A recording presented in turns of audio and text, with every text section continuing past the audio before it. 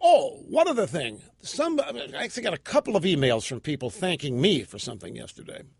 You remember the story we had yesterday on the latest health news that alcohol is not fattening? Despite everything you've heard about it, despite the fact that it triggers the release of insulin, it's a big myth. Alcohol isn't fattening. They studied 20,000 women over 13,000 years or something. It's a long time with a lot of women. And they found that the women that consumed moderate amounts of adult beverage actually lost weight and were the skinniest of the bunch. And the women who did not consume adult beverages happened to be the chunkiest, the more full-sized, say, diplomatic way. And something like, who knows? My reaction to that, and this is what people were thanking me for. You know, folks, and it may be redundant in saying this, but I think it's important. And it's not a cliche. It may sound like one. We all only get one life. And I think not enough people really are cognizant of that. I mean, you've heard the old cliche, live every day like it's the last. And, of course, not everybody can or will or even wants to do that. But still, the point of it is pretty good. There aren't any real do-overs. When you've lost the day, you've lost the day. You don't get it back, and you can't go to the bank and borrow another one. It's gone. And my only point with all this stuff is you've only got one life. Live it. Enjoy it. Stop. Do not let all of these different agencies, be they government or special interest or fund, whatever they are, medical group, don't let them paralyze you with fear over if you have that peanut, you're going to die 20 years from now. If you're in a room where people are smoking, you're going to die, get sick. None of it's true.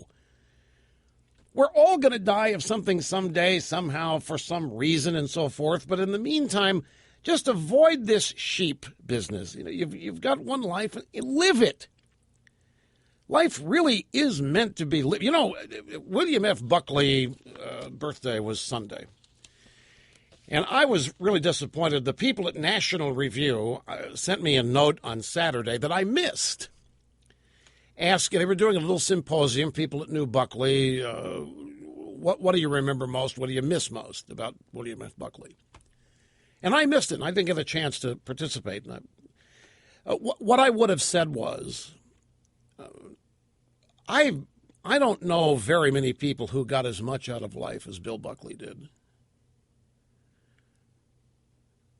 The guy really lived his life. He just did. He sailing, writing, expert on countless things, intellectual, brilliant, formally, overwhelmingly educated, television star, all of these things. It just was incredible. The energy level that it took is mind-boggling. And he was, that's what Renaissance men are, people that are called Renaissance men. And not everybody can do that. And I understand that not everybody is a self-starter. Most people aren't. That's why leadership is so crucial. Why leadership is so rare, in fact, is most people are, in fact, followers. But nobody has to be sheep. Not everybody has to be sheep. And I just, if I could wish anything for anybody, you could break out of the daily narrative of the media, which is filled with nothing but negative, fatalistic, apocalyptic news, no matter what it's about. And expose yourself to it enough, and it can't help but affect you and turn you into someone who always sees the negative or who is always at least pessimistic.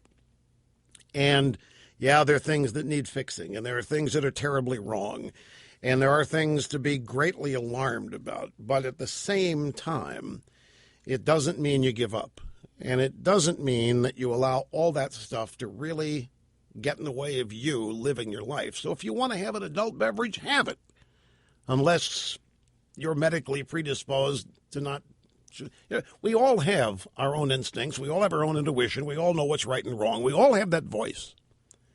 Most don't listen to it, but we've all got a voice called conscience. We all know Well, again, that's not true. Some people are not raised with right and wrong, but the vast majority of us are. And if you're one of those people, you know when you're overdoing something.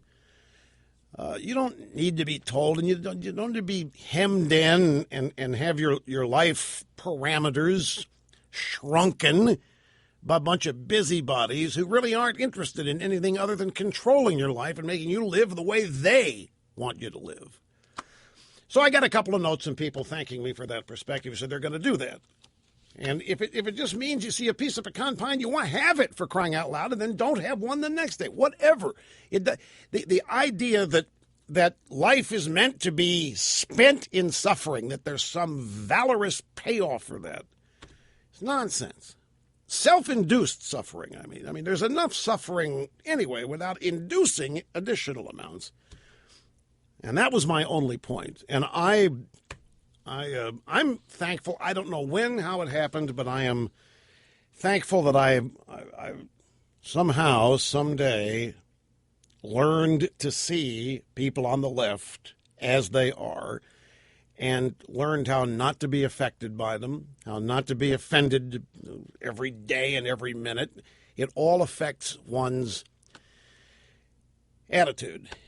And what we all need here is a little optimism and positive, tempered with reality, because everything can be fixed and everything can be improved, and much needs to be.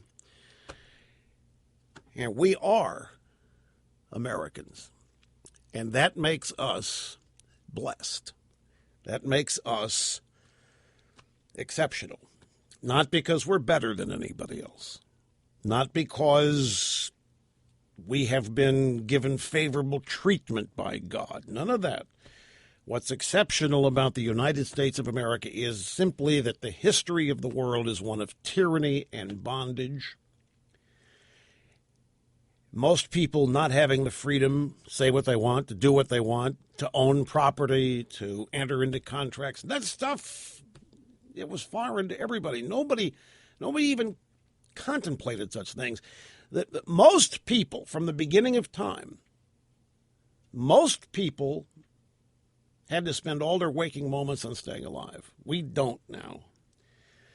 We have been liberated from the daily pursuits of finding food and staying alive and warding off attackers. But the primary point about American exceptionalism is that this is the first country that was created and enshrined formally with documents acknowledging the human spirit as created by God, as one that yearns to be free. And that enshrinement of the way we have been created by God is what has, simple freedom is what has turned the people who have lived in this country loose to become the most powerful, the most productive, the most technologically advanced people in just 250 years in all of human history.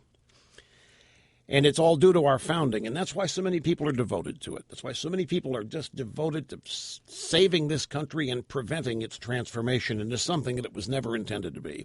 So there's a lot to be thankful for here, and there's a lot to get your arms around and realize that we're all in this together to improve it daily, not just for ourselves, but kids and grandkids. I have to take a break. Sit tight. We'll be back and continue with much more after this. Don't go away.